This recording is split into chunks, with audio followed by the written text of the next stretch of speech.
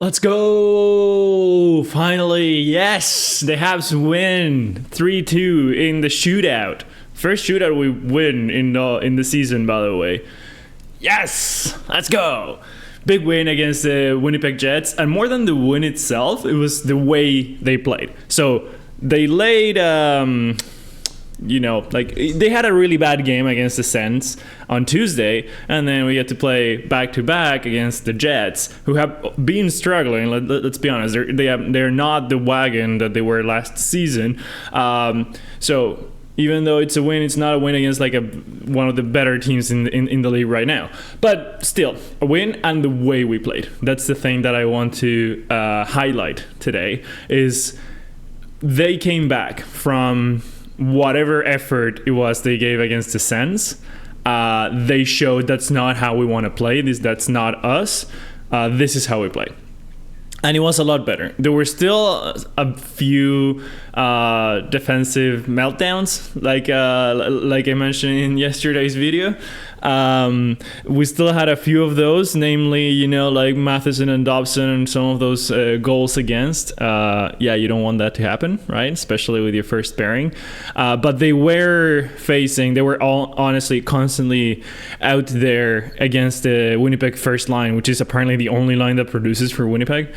So if you look at the analytics, like the scorecards, our first line did not look good in analytics, and so did our first defensive pairing, because they were against the only line in Winnipeg that does something. So yeah, that makes sense. But because we were able to quote unquote shut down that first line, or make it difficult for them, although the two goals did come from them. Anyways, that meant that our other lines got, some good opportunities. And I think the Kapanen, the Midov, Texier line was honestly pretty good. Not because of Texier per se. I think it was just Kapanen and the Midov were they were really showing what they can do, and Texier did not slow them down. I don't know if he elevated them per se, but he did not bring them down, which is pretty good, all things considered. But what do you think? Do you think when Dak comes back, do you think he gets slotted into the first line? Maybe not right away, but in the future, first line Dak on the wing, and then Slav on the second line. We know. In Slav's first season, we had Suzuki, Caulfield, and Duck. And Martin, 2 or 3 years ago, he did say, we know that's something that works. We want to see if Slav works now, when they were trying Slav on the first line for the first few times, or something else. Maybe it wasn't Slav. But he knew that Duck, Caulfield, Suzuki work. So do you go back to that? Because Slav in the second line was honestly really good, but the first line was struggling without Slav. So maybe if you have Dak on the first line, could be something, right? Obviously Dak needs to be back in form, back to a good player and whatnot, but which is a lot to ask. I know. But that could be something. Anyways, I didn't mind Texier on that second line, and I think overall they played a pretty good game. And that left Evans, that line that we had at the beginning of the season, the Evans, Anderson, and Gallagher line, right? I think they all became dads over the summer, so or recently, the last year or so. So yeah, we have that line back, which was okay. Evans had a really rough game against the Sens, so I was wondering how he was going to perform in this game, and he was okay. He was pretty good. We did have to kill one of their power plays, and we did a good job, I think. Part of that is because of Evans and Anderson, So yeah, overall, pretty good. And then the last line was Veleno, Davidson, and who am I forgetting? Why am I forgetting someone? Oh boy, it's gonna come back, right? Anyways, that line, oh my god, who was it? I'm not gonna be able to stop thinking about it now. Who was in the fourth line? I'll have to check after. Oh my god. Yeah, look, I gotta complain about something. So it's a Habs game in Montreal, right? They usually start at 7 p.m. Eastern. Okay, I turn on my TV at 7 p.m. and then it's at 7:30, the schedule. I'm like, damn it. Okay, 7:30. It's probably because of the markup thing. Okay, it's gonna start at 7:30. So I go do something else and come back at 7:30. The game does not start until like 8. Why are we showing the game is gonna start at 7:30 if it's gonna start half an hour later, and you're not even gonna show us the freaking markup show? Like, the Sportsnet just mentioned it and they kept talking. It was just the analysts talking for half an hour. And they did mention a couple good fun things, you know, like, sure, I appreciated it, but like, I wanted to watch the game at 7. And now I had stuff to do later at 8:30, so I had to like pause it and record it and then watch it later. So yeah, I finished watching it like midnight and stuff like that. So haven't gotten much sleep because I had to do the same on Tuesday, you know. So like, yeah, it's 2 nights now in a row that I haven't gotten much sleep. So yeah, I'm not remembering who the third player in that fourth line is. Sue me.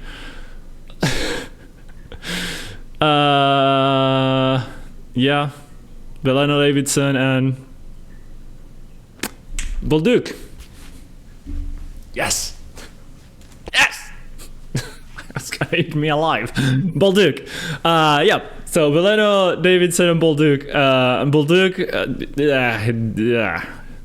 He's had a couple rough games, and this one did not help him too much. I don't think he's just not engaged, and he also doesn't belong in a fourth line per se. But like, he needs to show he doesn't belong in a fourth line. And I think this was his punishment for screwing up royally against the Sens. So. Yeah, he needs to get used to the system. He needs to get used to the pace.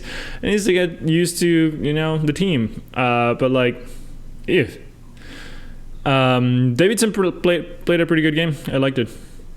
I honestly, I'm gonna talk about the defensemen now. I did mention Matheson and Dobson had a couple rough stretches there, but overall, I think they were pretty good. They were generating offense and they were like keeping the Jets' best players at bay most of the time, right? Just 1 or 2 mistakes and there were 1 or 2 goals. So I guess because of that. But overall, they were pretty good. Jakai, though. Jakai was really freaking good. And he stands up to Lowry for the hit on Carrier. He has a good fight, you know, and he was hitting hard. He was doing the right things. He was defensively good too. Like, his positioning was pretty good. Like, there was more than once that I was like, oh wow, look at that. And that's Jakai. Holy, like he was getting back fast, you know. He's been playing really good, honestly. Like, not just the edge side of him, like the you know, the physical stuff. No, it's not just that. Like, overall, he's been surprisingly good. Yeah. And like, I don't know if it's because Carrier is struggling a little bit, that maybe Jakai got motivated to do his best to try and put Carrier back in, you know, like help Carrier back into a good performance.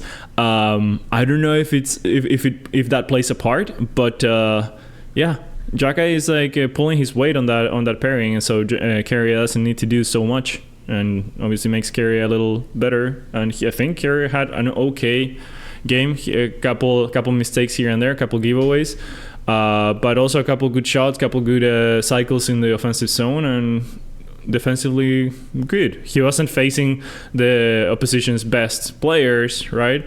Although they did get stuck.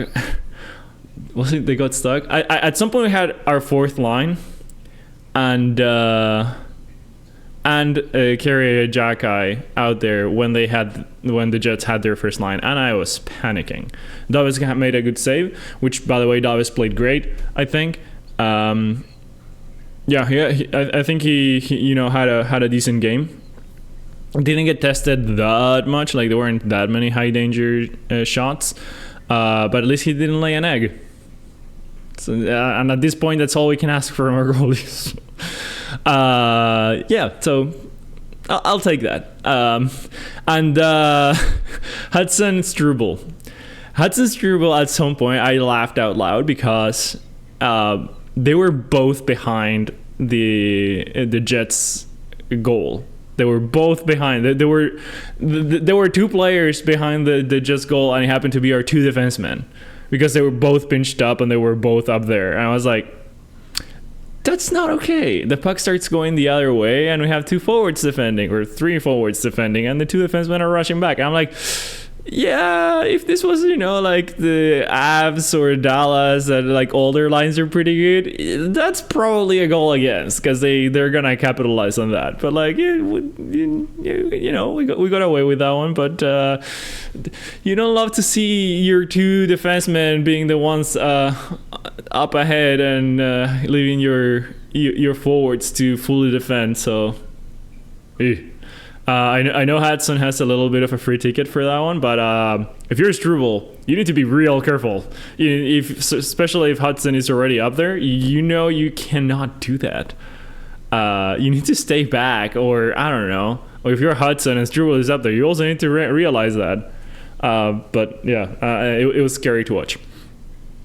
Caulfield. Somehow Caulfield gets the first star. He gets the Molson Cup and all that. I think he's been struggling hard. Like, Caulfield has not been good. He's not been bad. He's still on a point streak, and he's gotten a few good assists. But he cannot score. He's had 1 goal in 7 games, and it was, a beautiful goal against Vegas, I think it was. But he's had so many good chances, he's not putting them in. He did even mention in his interview at the end of the game for the first star that the goalie had his name all game, right? But I think he usually buries those. Like, there's something, like he's not performing. He had so many good chances, and so did Evans, by the way. Or was it Evans? Yeah, I think it was Evans. So he gets a what's it called? A rebound, and he has so much net to put that, and he puts it in the goalie's pad. There were so many chances we had that should have been converted that I was losing my mind at some point in the game, because we had in the first alone we had 2 or 3 chances that should have been goals that were not, and we end up going 1 down in the first, right? We come back in the second, beautiful power play goal, staff goal, I love those, and then they score again, the defensive blunder, Matheson Dobson, or that was the first one goal. I think that was the first goal. Anyways, they score again, and we score right after, beautiful pass by the mid up to Kapanen, blah blah blah blah. But after that, like, we also kept getting really good chances that should have been goals. And sure, kudos to the Jets goalie. He played an amazing game, but we made his life easier than it should have been. Like, he still had to try hard. Those were supposed to be goals no matter what. Like, no matter who's on goal, should have been goals. And somehow we just did not capitalize. So, good game. It was really fun to watch. A lot of physicality, a lot of pace, very, very fast. Love to watch those kinds of games, and it was tight, back and forth. OT was fun too, like very back and forth as well. Lots of chances both ways, more on our side, I think. And that was also a period where I was like screaming my lungs off, just like, we had a 3-on-1 with Kapanen, Demidov, and Hudson, and they passed it. They did not even shoot. They just passed the whole time. Suzuki had also like a wide open cage, and he decides to pass to Matheson, where Matheson tries to shoot and breaks his stick.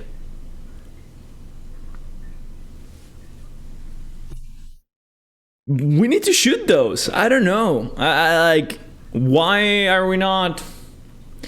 Everything is a little forgiven because we did end up winning, You need to capitalize on those chances. You get only so many of them, and they were giving us a lot of them. They had so many giveaways in front of their net. and we were not able to capitalize. If we want to beat better teams, if we want to beat teams like the Stars or the Avs, or at least have a chance against them, we need to capitalize on every single opportunity they give you, because they don't give you many. And they were capitalizing on every opportunity we were giving them, and we gave them a lot. So yeah, you know, like, it's a step in the right direction. It's good energy, it's good vibes, again, hopefully. It's good learning, but there's so much that we have to improve before, you know, like, we have a decent chance of securing a playoff spot for sure, because we're still fighting for one right now, and being considered, you know, like, contenders. I think the skill is there. I think the talent is there. The experience is not, which is obviously the case. You're the youngest team in the NHL. So I don't know what else we should expect, but of course we need more experience, right? So just enjoy the ride. It's gonna have its ups and downs. Yesterday it was an up after a very bad down, against the Sens. But yeah, I enjoy that game. Before I forget, trivia. Let's do one of the first few pages. I feel like I always end up in the middle, and last time I forced myself to do the end. So I'm gonna do jerseys and numbers, chapter 2. I'm gonna do question 10 because I saw Markov right there. Andrei Markov is the only Canadian ever to wear which uniform number? The question is, Andrei Markov is the only Canadian ever to wear which uniform number? The possible answers are A, 70, B, 79, C, 84, D, 97. Again, the possible answers are A, 70, B, 79, C, 84, and D, 97. I should know this, but okay, they did not show the they did not show the ceremony last night. Not 84, right? Probably not 97, but it was before McDavid. But I don't think it was 97. Oh my god, I have no idea.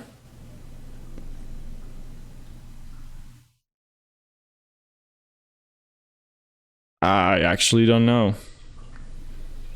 Damn, this is embarrassing. I'll just do 79.